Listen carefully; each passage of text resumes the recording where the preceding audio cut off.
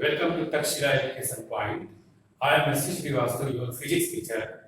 बच्चों, आप कैसे हो? मुझे उम्मीद है कि आप सभी लोग बहुत अच्छे होंगे। इस समय आप सभी लोग अपने रिजल्ट का वेट कर रहे होंगे कि 10th क्लास में मेरा रिजल्ट क्या आने वाला है। मैं कहता हूं कि आपको जितनी लेबर 10th क्लास में करनी थी वो आपने किया। अब उसका रिजल्ट क्या आएगा इसे हमें ईश्वर के ऊपर छोड़ देना चाहिए और जो हमारे हाथ में है उसे करना चाहिए।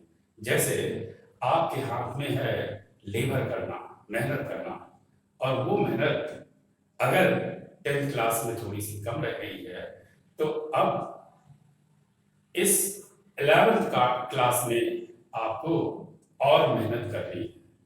वैसे भी 10th क्लास में साइंस का जो कोर्स होता है वो बहुत ही कम होता है। आप सभी लोग जानते हैं कि केवल एनसीईआरटी की एक बुक में ही फिजिक्स, केमिस्ट्री, बायोलॉजी ये सब कुछ रहता है, लेकिन जब आप फर्स्ट ईयर में आएंगे तो आपको फिजिक्स, केमिस्ट्री और बायो एक इंडिविजुअल सब्जेक्ट के रूप में पढ़ना पड़ेगा। ऐसे में सिलेबस तो आपका बढ़ जाएगा, लेकिन आप भी बड़े हो गए हैं। यानी अगर आप बड़े हो गए हैं तो बड़ा सिलेबस भी होना चाहिए, और उस सिलेबस को हम यानी मैं आपका टीचर और आप लेबर करते हुए आसानी के साथ इन टाइम में कंप्लीट करेंगे। आज मेरी 11th क्लास स्टार्ट होने जा रही है। मैं बहुत खुश हूँ कि आज अपने बहुत सारे नए व्यूअर्स या यूं कह लीजिए नए स्टूडेंट से मिलने जा रहा हूँ और इसलिए एक्साइटेड भी हूँ। तो आज मैं चाहता हूँ कि पहले आपको थोड़ा फर्स्ट ईयर क्लास से इंट्रोड्यूस करवा दूँ। फर्स्ट ईयर और सेकेंड ईयर यानी 11th एंड 12th ये दोनों क्लास आपकी लाइफ में बहुत इंपॉर्टेंस रखती है। क्यों इंपॉर्टेंस रखती हैं?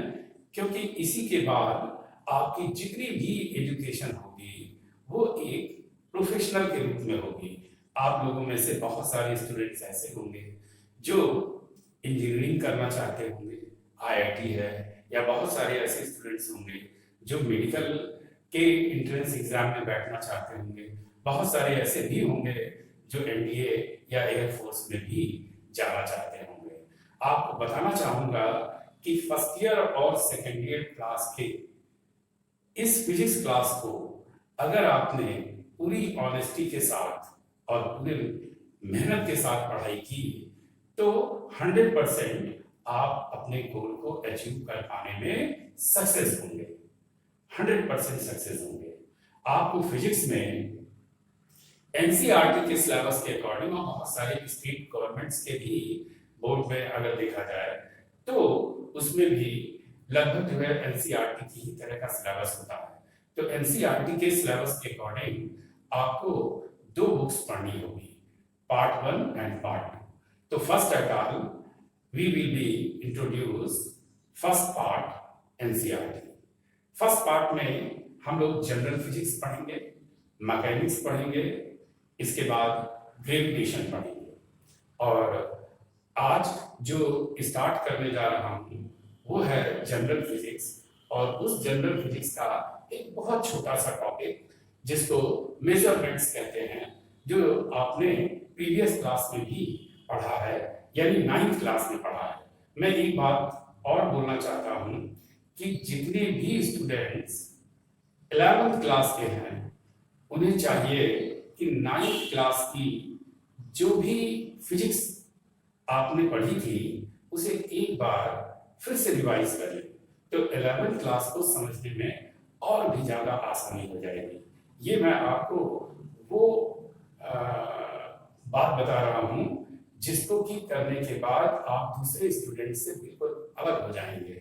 आपकी अंडरस्टैंडिंग 11th क्लास में बढ़ जाएगी। अब आइए हम लोग अपने टॉपिक पर चलते हैं। थोड़ा सा टॉपिक के बारे में भी इंट्रोड्यूस होना चाहते हैं। और वो है मेजरमेंट्स। इस मेजरमेंट्स टॉपिक में आपको बहुत जनरल, जो 9th क्लास में भी आपने पढ़ा था, वो कुछ पॉइंट्स हैं जो आपको एक बार रिवाइज करना चाहता हूं। मैं एक और गुड न्यूज देना चाहता हूं, और वो ये गुड न्यूज है कि जितने भी हमारे हिंदी मीडियम के व्यूअर्स हैं, उनके लिए मैंने, आपने देखा होगा कि बोर्ड्स में हर जगह हिंदी में भी मैंने लिख रखा है। तो ऐसे व्यूअर्स जो हिंदी मीडियम के हैं, उनको एक तरह से देखा जाए तो डबल फायदा मिलने वाला है। एक तो ये कि वो हिंदी को तो समझेंगे ही, और उसके साथ साथ में फिजिक्स की अंडरस्टैंडिंग इंग्लिश लैंग्वेज में भी कर पाएंगे, जो आगे कॉम्पिटिटिव एग्जाम्स के लिए बहुत ज्यादा इंपॉर्टेंस रखती है। चलिए, मेजरमेंट्स क्या है? अगर देखा जाए तो मेजरमेंट्स की एक तरीके से रिक्वायरमेंट आज से नहीं, बहुत पहले से ही थी।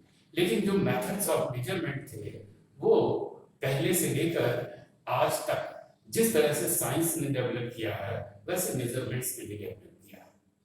ये मेजरमेंट पहला लेसन फिजिक्स का क्यों है? इसलिए है कि मेजरमेंट्स के बिना फिजिक्स आप पूरी तरह से नहीं समझ पाएंगे, क्योंकि मेजरमेंट ही एक ऐसा है जो नए नए जो आपके ऑपरेटर्स हैं, उन ऑपरेटर्स को असेंबल करने में मेजरमेंट के बिना संभव नहीं है। जैसे मान लीजिए जिस रूम में आप बैठे हो, अगर उसकी जो डायमेंशंस हैं वो अलग अलग हो, तो वो रूम आपका कैसा लगेगा? साथ में वो रूम एक तरह से देखा जाए तो बैलेंस भी नहीं होगा, तो डैमेज होने का भी भय है। आप कपड़े पहनते हैं, अगर उसका मेजरमेंट ना हो तो आप सोचिए क्या हो सकता है। तो ऐसे ही मेजरमेंट की एक तरीके से देखा जाए तो इंपॉर्टेंस फिजिक्स में सबसे पहले है। और साथ ही साथ ये भी है कि measurement is a essential part of our life. ऐसे बहुत से जगह है जहां मेजरमेंट की ही जरूरत होती है, बिना इसके आप आगे कुछ नहीं कर सकते। तो अब आपको मेजरमेंट से रिलेटेड कुछ फिजिकल क्वांटिटीज के बारे में बता रहा हूं। जैसे ही मैं बोलता हूं फिजिकल क्वांटिटीज, तो आप समझ गए होंगे कि physical quantities, it means it is related to physics. So first at all, what is meaning of physical quantities? Physical quantities, it means it is consist by two part, one numerical value and other unit. अब इसका मतलब क्या हुआ? इसका मतलब ये हुआ physical quantity जिसको हम लोग बोलते हैं भौतिक राशियां, कि जैसे मैंने आपको ये बोला कि स्पीड आपके किसी ऑब्जेक्ट की 40 मीटर पर सेकंड है, तो speed is a physical quantity. Several number of physical quantities की स्टडीज आप कर चुके हैं और आगे करने वाले हैं, जैसे distance, displacement, velocity, acceleration, force, momentum, बहुत सारे वर्क डन, बहुत सारे ऐसे हैं जिन्हें आपने पीछे पढ़ा भी है और आगे नए नए फिजिकल क्वांटिटीज को आप पढ़ेंगे भी। तो स्पीड क्या है? Physical quantities. अब देखिए, मैंने कहा कि it is consist by two part, first is numerical value and other is unit. 40 जो है न्यूमेरिकल वैल्यू है, अंकित मान, और metre per second it is unit of speed. तो देखिए, first at all we can say numerical value plus unit, यानी अंकित मान प्लस मात्रा। देखिए अब सेकंड क्या है? Fundamental quantities. फंडामेंटल क्वांटिटीज क्या है? ये एक प्रकार से देखा जाए तो फंडामेंटल क्वांटिटीज ऐसी क्वांटिटीज होती हैं जो किसी दूसरे पर डिपेंड नहीं करती, दूसरे पर डिपेंड नहीं करती। इसका मतलब क्या हुआ कि दूसरी फिजिकल क्वांटिटीज पे डिपेंड नहीं करती, यानी यूं कह सकते हैं कि physical quantities which are independent of each other is called fundamental quantities। अब मतलब क्या हुआ कि जैसे लेंथ है, मास है, टाइम है, और इस समय तो बहुत सारे सिस्टम ऑफ यूनिट हैं जिनमें एसआई सिस्टम ऑफ यूनिट में कई सारे फंडामेंटल क्वांटिटीज हैं जिसमें करंट भी आ जाता है, टेम्परेचर भी आ जाता है, इंटेंसिटी ऑफ लाइट भी आता है। तो जितने भी आपके फंडामेंटल क्वांटिटीज हैं वो एक तरह से देखा जाए तो दूसरे पर डिपेंड नहीं करते।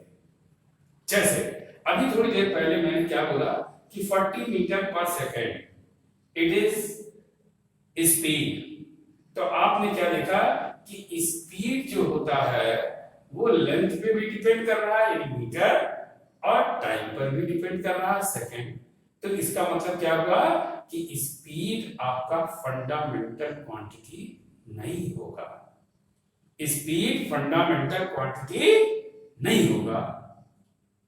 जबकि लेंथ है जिसको कि हम लोग मीटर में मेजर करते हैं, किलोग्राम है, सेकंड है, करंट है, टेम्परेचर है, ये सारे के सारे फंडामेंटल क्वांटिटीज हैं जो एक तरह से देखा जाए it is independent to another physical quantities. Okay, तो शायद समझ गए होंगे कि फिजिकल क्वांटिटीज क्या होती हैं। तो मैंने आज आपको एक तरह से देखा जाए तो कुछ रफ आइडिया मेजरमेंट्स का दिया और इंपॉर्टेंस आपको बताने की कोशिश की। तो आज की ये मेरी एक छोटी सी क्लास थी जिसमें कि आपको इंट्रोड्यूस कराना था फर्स्ट ईयर से और कुछ मेन पॉइंट्स को हाईलाइट करना था। नेक्स्ट लेक्चर में मैं आगे आपको कुछ और ऐसा बताऊंगा जो आपने नहीं पढ़ा होगा, और वो मेजरमेंट प्लस डायमेंशनल एनालिसिस।